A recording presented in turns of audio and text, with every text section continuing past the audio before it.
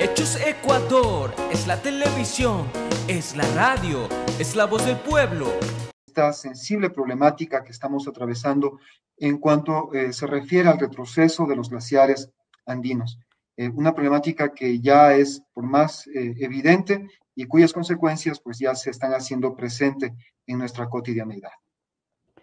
Bienvenido, David. Muchas gracias por aceptar y empezamos con esta conversación, esta entrevista.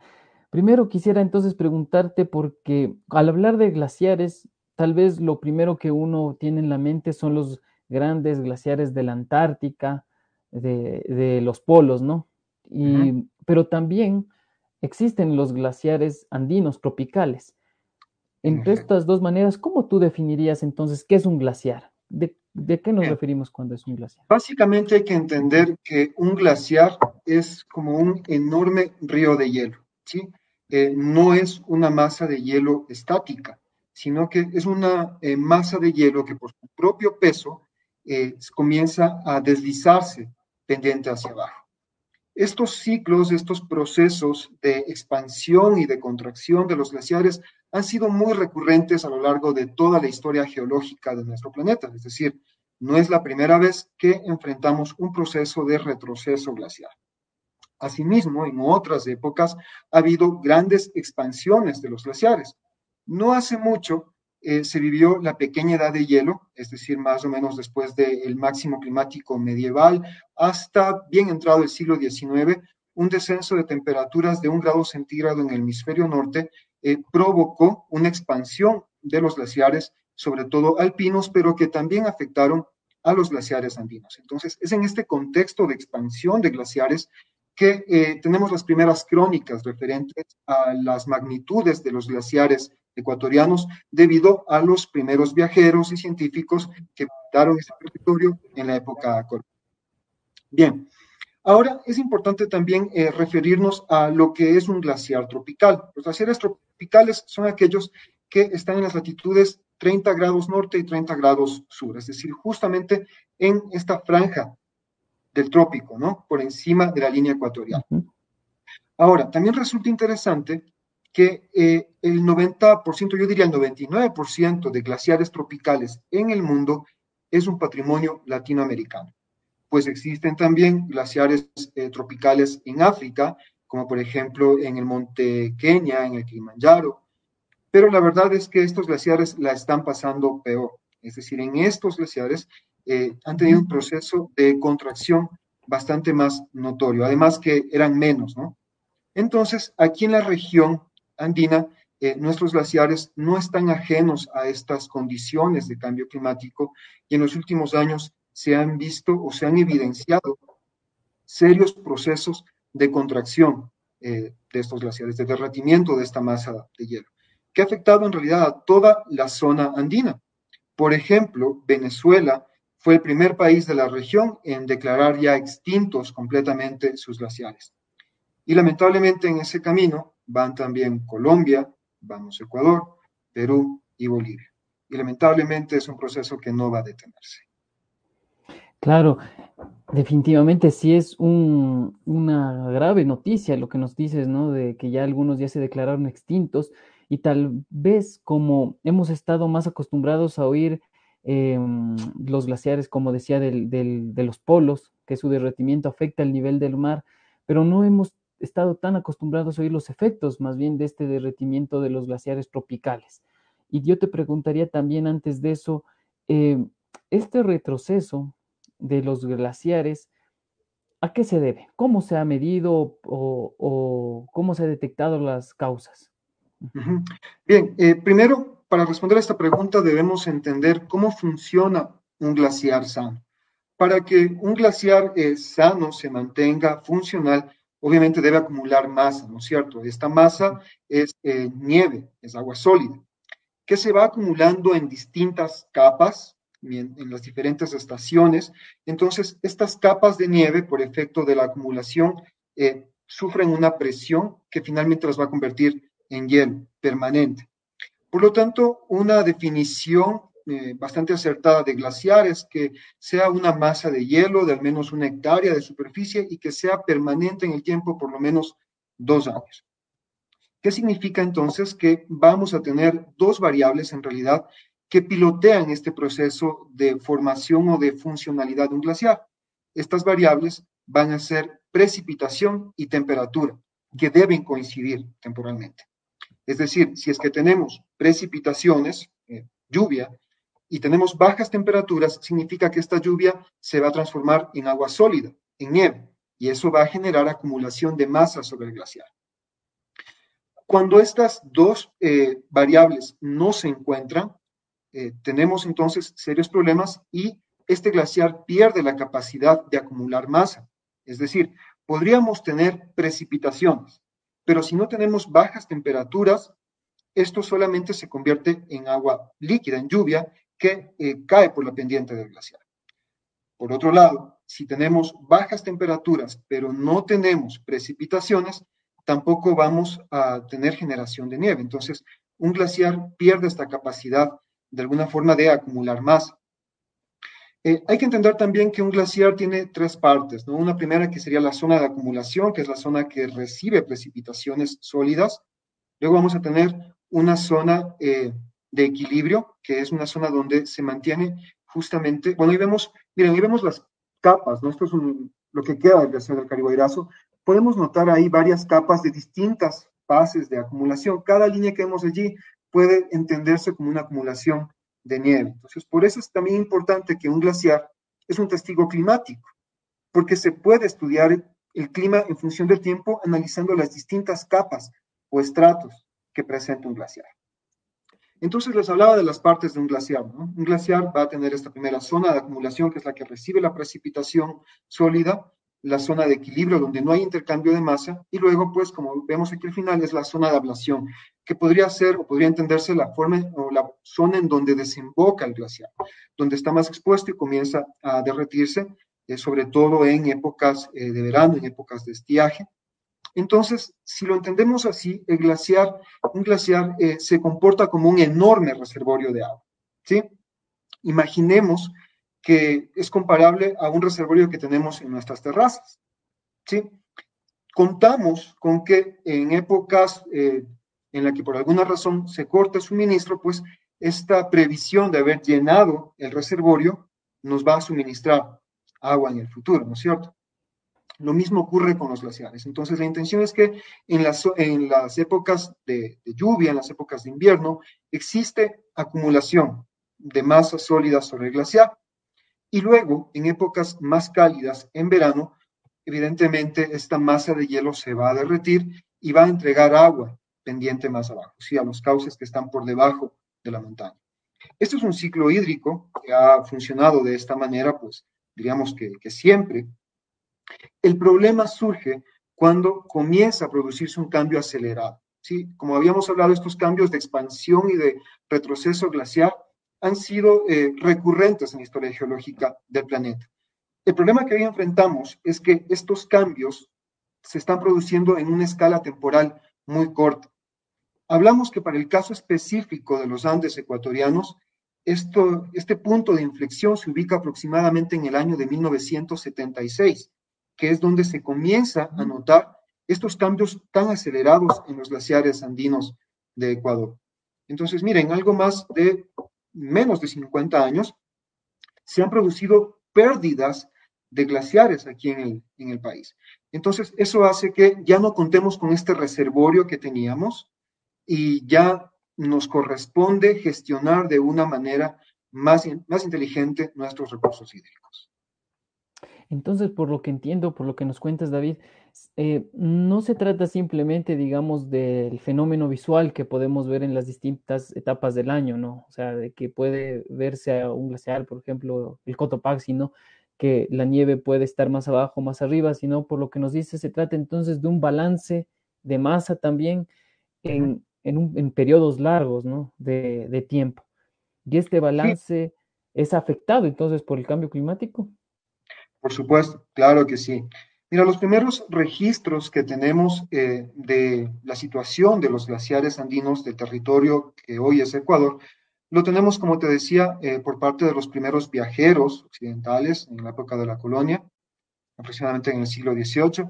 Entonces, cuando uno lee sus crónicas, se topa con que se quedaban en realidad impresionados por los potentes glaciares que tenía la cordillera de los Andes aquí en Ecuador. Masas de hielo que decían eran tan antiguas como el mundo y también masas de hielo que pensábamos serían eternas. Ya vimos que no fue tanto así.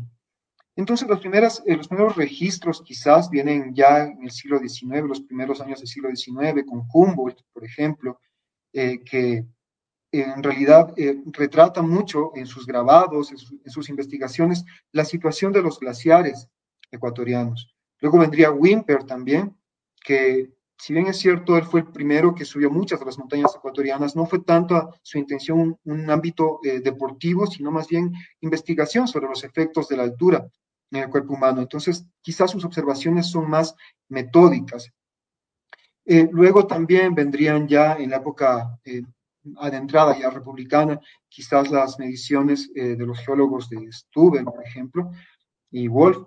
Entonces, ellos ya nos van a dar algunos valores de hasta dónde llegaban las cotas de nieve en los Andes ecuatorianos.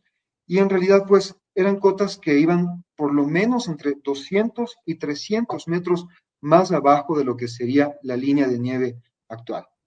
Eso quiere decir que entonces desde el siglo XIX hasta el entrado del siglo XXI, la cota de nieve ha retrocedido, pues imagínense ustedes, una alarmante cantidad de entre 200, en algunos casos 300 metros. En algunas montañas, pues este efecto es más crítico todavía. Entonces, si comparamos esas descripciones, esas primeras descripciones de siglos anteriores, comparadas con las observaciones actuales, evidentemente se puede notar este retroceso glacial. Este es un proceso, pues, primero visual, sí, evidentemente, a través también se pueden hacer mediante fotografías satelitales o también mediante la utilización de balizas, es decir, se coloca una marca visual en una zona del glaciar y luego pues se va contrastando cómo va avanzando, cómo va evolucionando el retroceso de esta masa de hielo en función del tiempo. Perfecto, David. Entonces, el cambio climático que actualmente estamos viviendo, ya se sienten, de hecho, los efectos son consecuencias. Una de las consecuencias del cambio climático es justamente este desbalance entonces en la masa de los glaciares que ha llegado al punto, como nos contabas, de algunos casos en la extinción. ¿Cuál es el estado actual aquí en el Ecuador de los glaciares o de los Andes ecuatorianos? Sí, mira, ahí podríamos ver también algunas fotografías para ir comparando cómo ha ido evolucionando este proceso de contracción. Miren, por ejemplo, esta es una fotografía del Quilindaña comparada con una vista, una fotografía que la capturó Paul Brosser en 1902 y en la actualidad, en realidad ya el glaciar básicamente ha desaparecido. Para el Quilindaña, por ejemplo, el límite inferior glaciar se ubicaba entre los 4.364 y los 4.470 metros. ¿Sí? Es decir, miren ustedes, es una montaña completamente nevada y hoy por hoy es una montaña de roca desnuda. Entonces, y así tenemos también con otras montañas. Por ejemplo, vamos a ver más adelante una perspectiva del mismo lugar de los Ilinizas. ¿Sí? Aquí se puede ver una fotografía captada en 1948 donde por toda la masa glaciar casi no se podría reconocer que se trata de la misma montaña si no es por el contorno de las aristas de la misma, ¿no? Entonces también noten ustedes cómo en la actualidad muchas de nuestras montañas ya básicamente están mostrando laderas desnudas. Para el caso de los Ilinizas, el primer registro que se tiene, las nieves dominaban a partir de los 4.653 metros hasta los 4.771. Hoy esta montaña, el Iliniza Norte, tiene una cumbre ubicada a 5.100 metros y bueno, pues apenas tiene ya neveros, ¿no? Entonces, los glaciares también de Iliniza Sur han cedido muchísimo y esto pues ya está a la vista. Tenemos también más adelante el caso del altar. El altar no es distinto al caso de todas las montañas andinas. Miren esta fotografía de 1903, donde se pueden ver glaciares colgantes en esta montaña, en lo que sería cayendo a la Laguna Amarilla, y ahora esta situación actual. Yo recuerdo la primera vez que visité esta montaña, por allí en torno al 2005 o 6. Recuerdo que los glaciares llegaban a la Laguna Amarilla. Ustedes pueden ver en la fotografía de la derecha, quizás noten cómo hay un pequeño brillo verde en la parte de abajo. Esa sería, detrás de la carpa, sería la Laguna Amarilla. Los glaciares hasta hace unos años caían, llegaban las lenguas glaciares, las lenguas de glaciar tocaban la superficie de la Laguna Amarilla. Hoy ya la separa completamente la pared y bueno, es una situación triste, ¿no? Claro. También el desprendimiento hace unos años, por allí en el 2002, de un CERAC de la cumbre de la Monja Grande, si no me equivoco, que cayó sobre la laguna y ocasionó una ola que fue arrasando eh, sembríos, arrasando también Qué pena. algunas viviendas, o sea, fue una desgracia de alto impacto. Ujú. Nos da cuenta también de este proceso, ¿no? de retracción glacial. Así también vamos a ver el caso del Chimborazo. Esta es una fotografía de 1978 en la actualidad. Lamentablemente, en el Chimborazo, por ejemplo, ya hemos perdido aproximadamente, digamos, más del 50% de la cobertura glaciar. Quizás en estos últimos años este proceso ha sido maquillado, diríamos, o sea, por las condiciones meteorológicas. Lo que quiero decir es de que en estos años, quizás en estos 2 últimos años, ha habido más precipitaciones y entonces podríamos Ujú. tener la impresión de ver a la montaña otra vez más nevada de lo que era hasta hace unos 4 o 5 años atrás. Sin embargo, estas son solamente capas de nieve efímera que permanecerá unas semanas nada más antes de fundirse, pero lo que ya en realidad queda de superficie glaciar es cada vez menos, es decir, base sólida donde se asiente nieve, ya la vamos perdiendo y nos va quedando pues más solamente superficies de roca. Y bueno, pues entonces eso es lo que ocasiona también un cambio de pendiente en las montañas y hace que haya también transformaciones que van más allá de lo deportivo y también tienen ya implicaciones en cuanto al consumo y la dotación de agua. Eso creo que es otro punto importante, ¿no? Porque sí hemos oído, tal vez, claro, tú sí has de haber oído que se dice que los glaciares son los centinelas del cambio climático. O sea, son eh, muy sensibles a la variabilidad del clima y evidentemente estamos sufriendo las consecuencias de eso. Yo tengo entendido que hay varios escenarios, ¿no? De cambio climático, es decir, que pueden afectar en menor o mayor medida el retroceso de los glaciares. Yo te preguntaría, en todos los escenarios que ahora proponen en la agenda científica del cambio climático, en todos los escenarios hay un grave retroceso glaciar, o sea, ya es imparable el retroceso glaciar. Sí, lamentablemente esta es una suerte que ya está echada para los glaciares tropicales y es un proceso que no va a detenerse. Recordemos que por los efectos de las propiedades radiativas de los gases de efecto invernadero, estos van a permanecer en la atmósfera por mucho tiempo después de ser emitidos. Es decir, teniendo un ejemplo muy drástico, ¿no? Si es que en esta medianoche todos los habitantes de la Tierra nos pusiéramos de acuerdo en ya no volver a emitir una sola partícula de gases de efecto invernadero, todo lo que hemos emitido durante estos años va a permanecer en la atmósfera por lo menos unos 50 años más.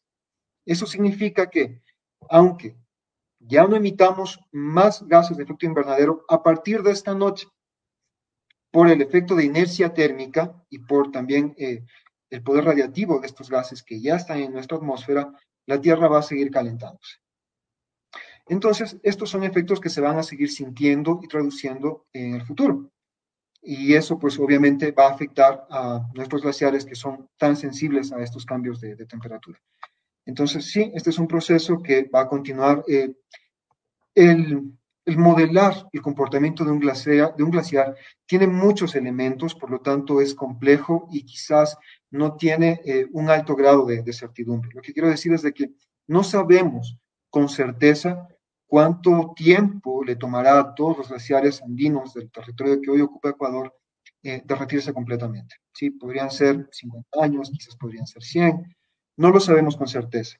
Pero lo que sí sabemos es que este proceso de derretimiento glaciar va a continuar en el futuro y eso va a afectar a los glaciares, sobre todo de baja altura, a los glaciares, en el caso, por ejemplo, del Caribairazo, que hasta hace poco era una montaña considerada con cobertura glaciar, una de las 7 montañas con cobertura glaciar en el Ecuador, pero que ya en el abril de este año, pues ya fue declarado también extinto. Nos queda un muy poquito remanente de masa de hielo que en realidad ya no puede ser considerado como un glaciar funcional. Y esta es una historia que va a continuar, lamentablemente, va a repetirse en, en todas nuestras montañas. Y bueno, pues son escenarios a los que ya tenemos que ir generando medidas de adaptación. Eso que nos cuentas es muy grave también por otra característica que creo que también tienen los glaciares, o que se sabe que tienen o que contribuyen los glaciares, y es al suministro hídrico, ¿no? Especialmente de las cuencas altas, hidrográficas altas, y la desaparición de estos glaciares podría creerse que en un principio, claro, el agua que se convierte en el agua sólida, que se convierte en líquida y baja, puede inundar ciertas cuencas, pero al final va a ser, digamos, un golpe muy rápido y repentino que pues, supongo que después ya no va a haber escasez de agua. ¿Cuál es el impacto en los recursos hídricos del derretimiento de los glaciares? Sí, pues mira, aquí en el país, en realidad en Ecuador, las poblaciones toman su suministro de agua de los páramos, o sea, no dependemos directamente de los glaciares, aparte que ya nuestros glaciares no son tantos, no son muchos, a diferencia de lo que ocurre en Perú y en Bolivia, donde las grandes ciudades de estos países sí se abastecen de agua potable de sus glaciares. En Ecuador, la pérdida de nuestros glaciares no nos va a abocar a un escenario apocalíptico, ¿sí? No va a ser algo muy dramático, justamente por eso, porque nosotros dependemos más de los páramos. Sin embargo, esto no significa que no va a haber problemas. Evidentemente, perderíamos este apoyo, este aliciente que brindan los glaciares en la regulación hídrica, sobre todo en épocas calurosas, en épocas de sequía, lo que nos va a obligar a gestionar de manera más inteligente este recurso. O sea, eso significa que tendremos que a lo mejor invertir en infraestructura para reservorios de agua donde antes no era necesario.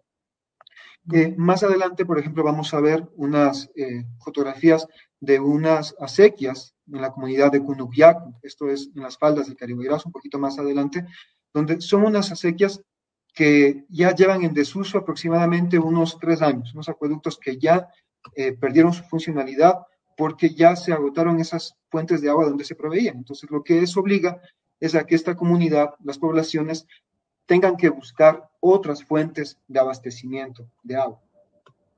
Va a ocurrir lo mismo, o sea, por ejemplo, en esta comunidad concreta donde yo he estado realizando mi estudio de tesis, están buscando nuevas fuentes de agua, por ejemplo, ahora de vertientes que provienen de glaciares del Chimborazo.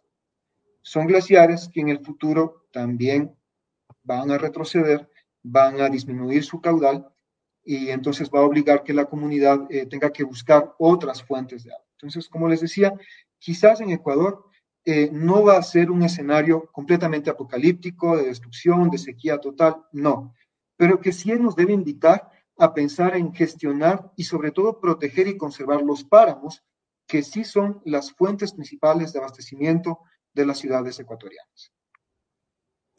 Entonces, digamos, en el tema de los glaciares, localmente ya no tiene sentido tomar acciones, digamos, más nacionales para evitar su retroceso. O sea, ya es un problema, como decías, mundial de justamente los gases de efecto invernadero que tienen una vida de décadas en el aire y más el camino se enfoca, como mencionas, en proteger los recursos hídricos que nos quedan, por lo menos aquí en el Ecuador, provenientes de los páramos.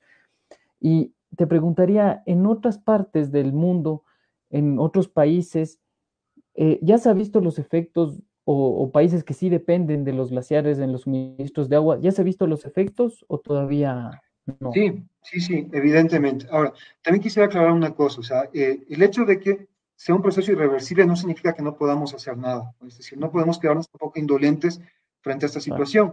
Se pueden tomar ciertas medidas de adaptación, quizás ya no tanto de mitigación, pero sí de adaptación para repensar en cómo afrontar estos nuevos escenarios.